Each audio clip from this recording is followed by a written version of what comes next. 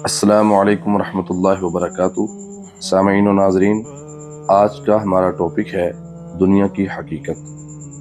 دنیا جہاں انسان چند لمحوں کی خوشی کے لیے اپنی آخرت کو برباد کر دیتا ہے، جہاں مال و دولت کی دوڑ میں انسان اپنوں کو بھول جاتا ہے، جہاں حسد، بغض اور نفرت نے دلوں کو سیاہ کر دیا ہے۔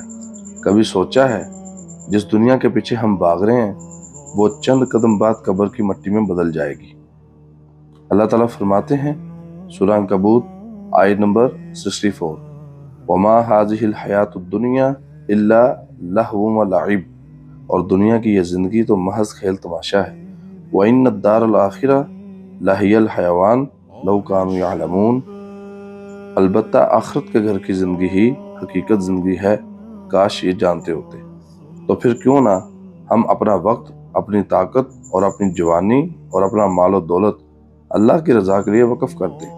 یاد رکھو، دنیا سے جانے کے بعد کفن میں نہ جیب ہوگی، نہ موبائل ہوگا، نہ ہی یہ سوشل میڈیا ہوگا، بس اعمال ہوں گے اور حساب ہوگا۔